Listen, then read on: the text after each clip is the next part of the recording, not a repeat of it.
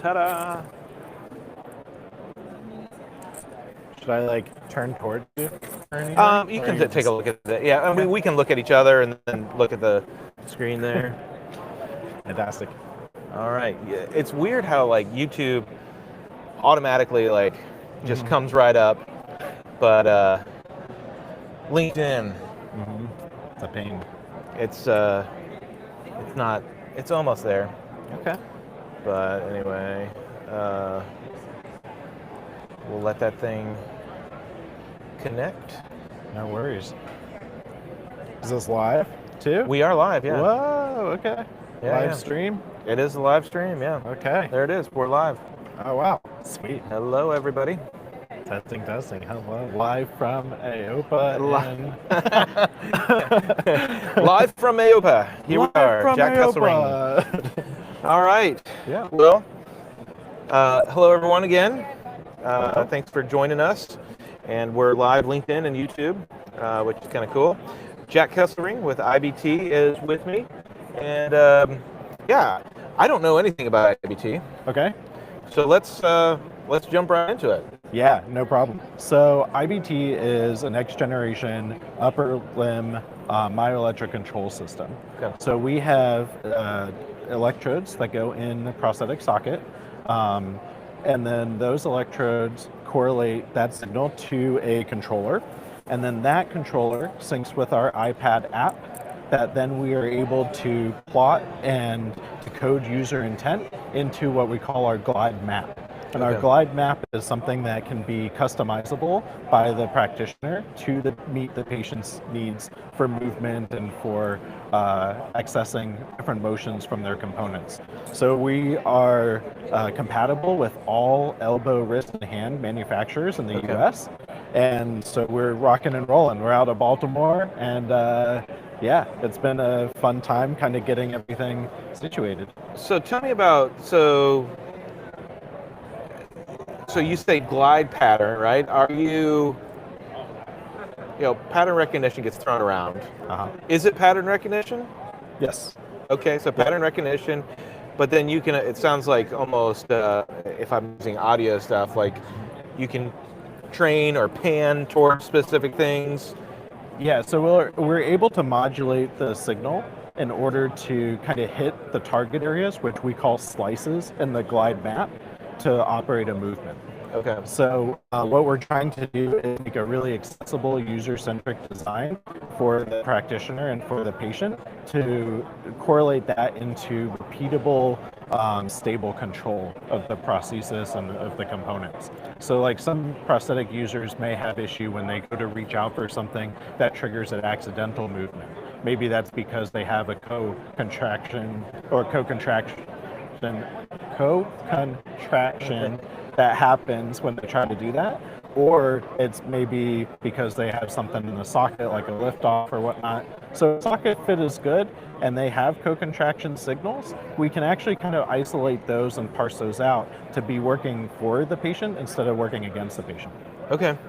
So as far as if I order from IBT, are you guys signal processing essentially only, or do you have electrodes, do you have batteries, and all the things? Good question. So we have two main products. We have Flexa batteries, which you may be familiar with. They're the small red batteries that fit into the prosthetic socket. Yeah, yeah. So that's a product by IBT. And then Glide is a software through the iPad that is what we use to control the electrodes, which we also provide. So we provide the electrodes, we provide the Core 2 controller, and all of that goes into our Glide software so that we have a nice cohesive system to understand what the patient's signals are and how we can decode those into movement. Okay. So we're also really excited because back in June, we were awarded the L6700 code. So we worked with COAP and Autobach and us to submit for that code, and we got that approval for L6700 back in June. So we're really excited about that, to be able to offer even more patients that accessibility. Right. So, I mean, you've probably had the opportunity to see somebody that's in a traditional style electrode move to the IBT Glide. setup, Yeah. the Glide setup. What was that like for the patient, and then for you too? I mean, it Yeah. sounds like it'd be a pretty interesting upgrade, so to speak. Yeah, so we've definitely had some patient cases where maybe they were in a 2 electrode kind of dual site setup where they were only getting open and closed. And at the time, maybe their co-contraction signals didn't allow them to be able to isolate another signal to get another movement. So what we've been able to do is we do our site selection with our site selection tool. We're able to pick out the different sites for the electrodes. We can look at all the electrodes at the same time if we want to, or one by one, and we can start to identify kind of the unique and separable patterns for the different movements. So we like to start with kind of one electrode, one movement, but it doesn't have to be that way. We can take the different signals, turn them into unique patterns, and then assign those a movement in the Glide map. Okay.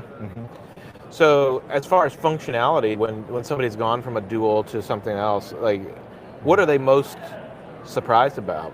So we've had the feedback from the patients that they just ease of use. They're really excited about the ability to just be able to glide between the different sections of the map. Yeah. So they go open, close, palm up, palm down. We can introduce the different grips that are assigned to the different hands in the program as well. And we find that we're able to set it up really easily for them, and they're able to get into the map, start operating the prosthesis. And then for the practitioner, it's very transparent, very accessible. And we often find that when patients go home with the definitive prosthesis with Glide, maybe at the 2 to 4 week mark, they need to come back in and do minor adjustments. But for the most part, it's a set and forget. And they go off, do all the activities of daily living, and we only go back into the map if they have a change of componentry or if something changes with them anatomically. So I'm going to switch gears just a little bit. Sure. Shouldn't be a difficult question for you, but it's interesting, right? So you've been around for a little while in the O&P space. You've had multiple companies where you have like very diverse product lines, essentially. And now it's like uber focused on these things.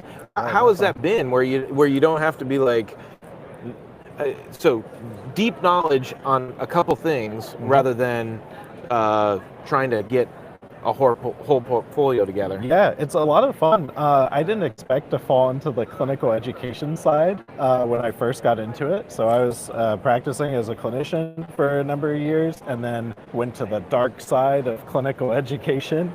And through working with different companies, I've worked with some large international companies. I've worked with some smaller ones out of different regions.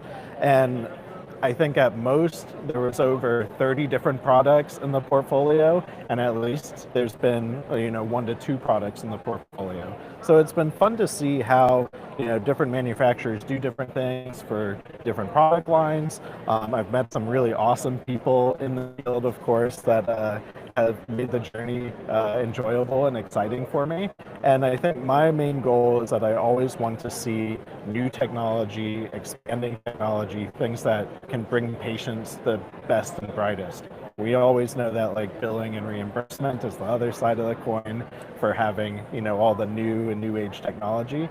But it's been a fun journey for me to be able to see all these different manufacturers, different products that really make an impact on these patients. I've had patients cry in recent appointments, and it's just game changing to see like the impact that something like just being able to open and close your hand can have on somebody. Yeah. Yeah. Well, that's super cool, man. Well, I appreciate you stopping by and thanks sharing for a little having bit me. about what you've got going. And I'll stop by because I want to check out the Glide. Now it's making a little bit more sense to me. So that's good. I'm a little slow on the uptake.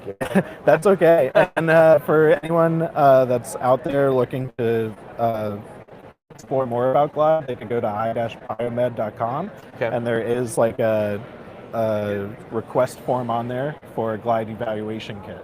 Okay. So we do have some CEUs, so we can do some training, and then you can request a kit and try it on patients if you're Okay. interested. And then if anybody's watching, you're at, what's your booth number? Booth 700. Okay. So if you walk in the main area and take a hard left and go straight ahead, a big white and red IBT logo. Come visit us and say hi. I promise it's not that scary. Cool. Awesome, man. Well, thanks for Sweet. joining us. Yeah, thank you. All right.